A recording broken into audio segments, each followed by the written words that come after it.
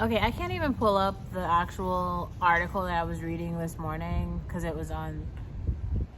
That's not important. We've been having these literacy chats, right? Because like I said before, it really they should be called illiteracy chats because people are stupid, especially like niggas can't read. I don't know another thing to say. Like illiteracy is on the rise, okay? And the other part is like people literally live in these echo chambers where they're only like listening to people who are exactly the same as them. It's like if I were a retard and I were to hang out around 3 other retards and we all got together and we're like, I'm retarded, you're retarded, we're all retarded together, community. That's literally what's happening. We can just read the article, but basically this is talking about how like math and reading scores plummeted, erasing 20 years of progress. Now, yeah, I don't even know how that's possible. Americans are reading at a 7th grade reading level already. So what does that mean? Now they're reading at like a 2nd grade reading level? I don't know how much further you can go back. Is it just no, you don't even know how to pick up a book anymore at all? Like it's really hard to do worse than we were already doing. We were already doing really fucking bad. It was like real grim. Also, I will include a couple of links here to useful, it's not really a resource, but like basically when you come into school you are required to go through this assessment known as DIBELS. And basically DIBELS determines like what, because like there's all these there's like the it's like is it called Finis and Pontus and Finis or something. It's like the reading assessment people. If you go back to some of my other videos about when I worked on comprehension, that product that I was trying to build to help with reading, honestly, no one would fund it, and I'm not doing shit for free anymore. Like, honestly, whoever's giving me the top dollar for every minute of my day, that's where I'm gonna go, because I'm sorry, I am not giving out any free labor. The only free labor I'm giving out is in my tub or in my bed. So, like, nothing is free. Every single minute must be paid for. Otherwise, there's nothing. Anyway, so when you go into school and you take this DIBELS test, it's going to give you like a reading score. So it's like a lettering grade that happens. Now, I think it's very interesting because so many people are into literacy and schooling and education now. Like, now Kanye West is like all passionate about education. Oh, the Donda Academy, we're building future leaders and all this shit. I'm just saying, like, just don't build anyone who's gonna get in my fucking way, because at this point, if anyone stands in my way, I'm taking them out. Like, you can get the brunt of my robot, she can get the brunt of my robot, anybody can get the brunt of my robot. The entire point of reinforcement learning is literally I only need to learn a lesson one time. One time I learn it, I'm writing 4 blog posts about it, 17 YouTube videos, and you play that motherfucker back on repeat. That is called training data for the algorithm.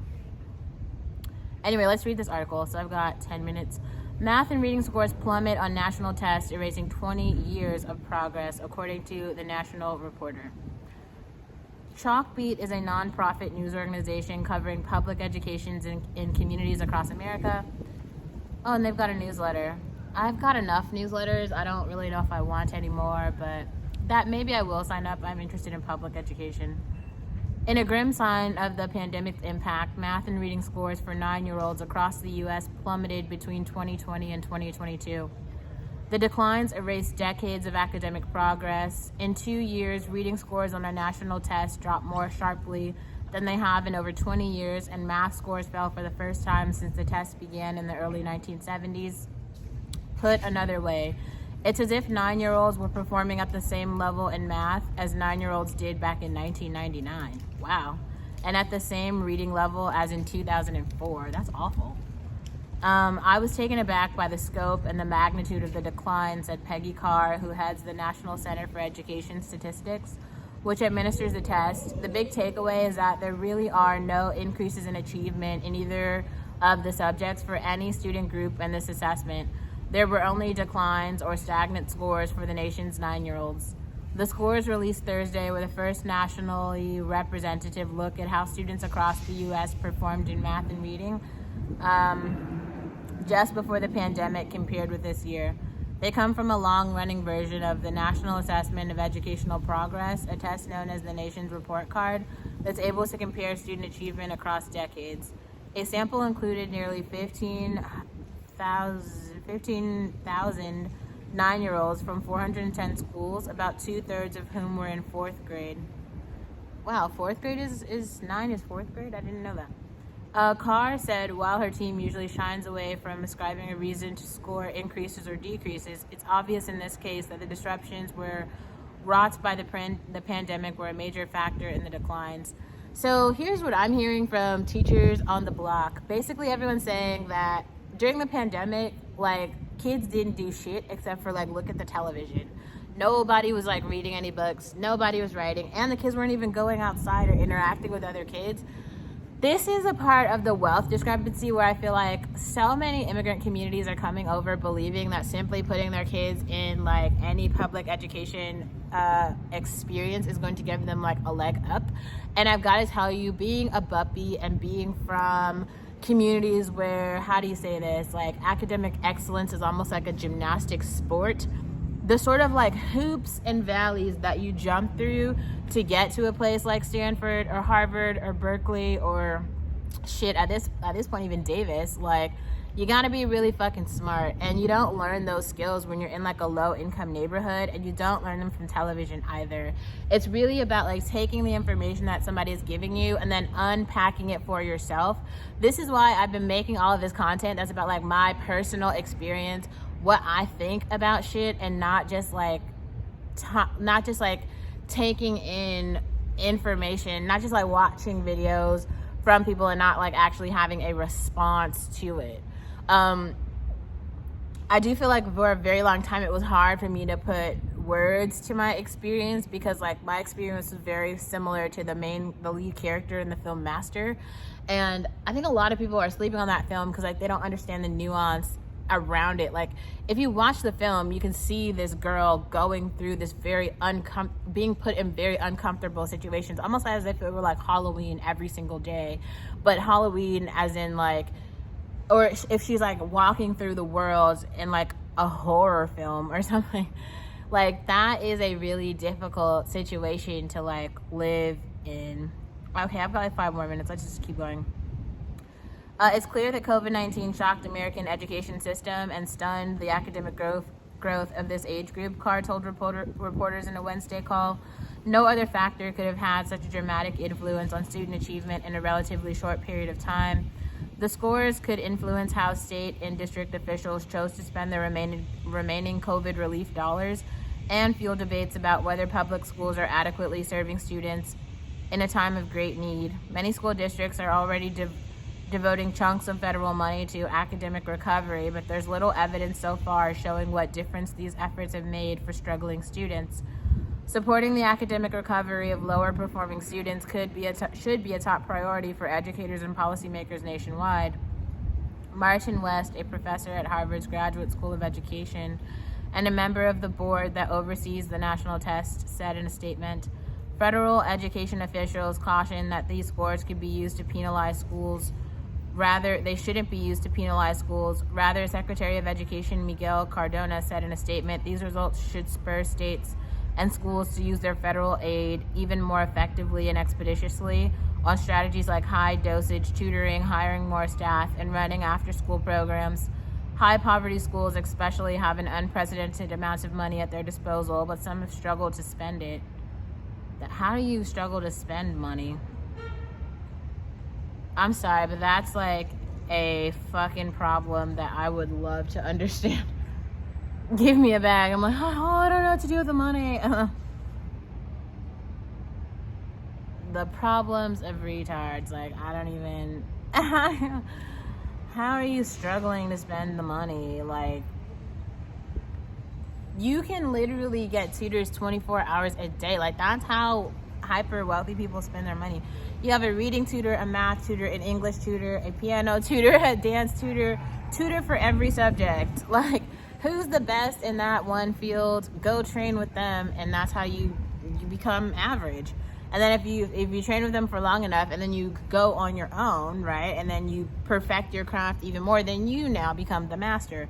Mastery is a thing, and I feel like I've also talked about this before. Nobody is excelling. Well, it's not nobody. I do feel like the engineers get it, but I do feel like other people might be like missing it. When you spend like so many hours doing the same thing over and over and over and over and over again, through it is reinforcement learning, you become a master at your craft, and that's a real thing. That's a real thing.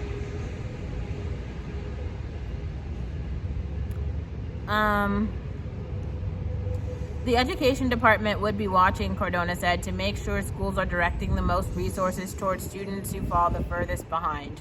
Reading and math scores declines were the most severe among students who were performing at the lowest levels. That means kids who hadn't mastered skills like addition and multiplication, or who were working on simple reading tests, saw their scores fall the most. The gap between higher and lower performing students was already growing before COVID hit, but federal officials say the pandemic appears to have exacerbated that divide. There's still a widening of the disparity between the top and bottom performers, but in a very different way, Carr said. Everyone is dropping, but the students at the bottom are dropping faster. Officials noted that when they asked students about the tools that had been available to them during remote learning, higher scoring students were more likely than their struggling peers to say a teacher was available to help them with their math or reading work every day or almost every day, a disparity that could have contributed to the growing divide. There were some differences across subject areas, like declines in math were pervasive, but Black students saw a particularly sharp drop. That is so real, yeah. Reading scores dipped by similar amounts for white, Hispanic, and Black students, but reading scores held steady in city schools, rural schools, and for English learners. To Carr, those were the only bright spots in the data. The fact that reading achievement among students in cities held steady when you consider the extreme crisis that cities were dealing with during the pandemic is especially significant. Officials said while these scores are an important indicator of the pandemic's effects on elementary schoolers, the data doesn't offer any insight into how long it could take for students to rebound academically. That won't be clear, Carr said, until there's more district, state, and federal data to analyze. Data gathered from other state and national tests this year show elementary-age students are starting to rebound in math and reading after students saw dips or made less progress than usual earlier in the pandemic. But by some measures, middle schoolers are recovering more slowly or not at all, raising concerns about whether there's enough being done to support older students who have less time to catch up. That's true too. Like if you're not reading on grade level by grade 3, statistically you never will be able to read, and that's where they basically start to put all these like tags on you, and they open up they literally create they put like a certain amount of money. I think it's like $7,000 a year to put you in prison. That's why they made the school to prison pipeline.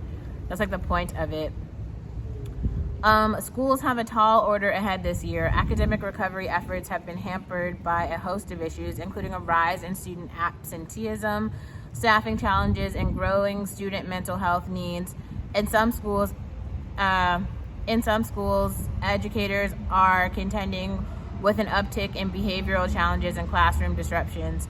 A trove of federal data slated for release in late October will shine more light on how the older students are faring, and that will include scores from 4th and 8th grade students from across the U.S. in individual states and in certain cities.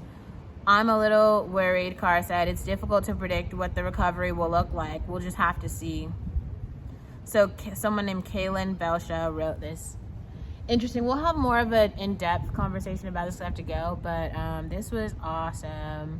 And I hope you guys read this article too. And if you're actually working in education or in literacy, like holler at me, because I think that's my area of research. And the Learning Engineering Group, the tools competition is opened. So, maybe I will actually go back again and I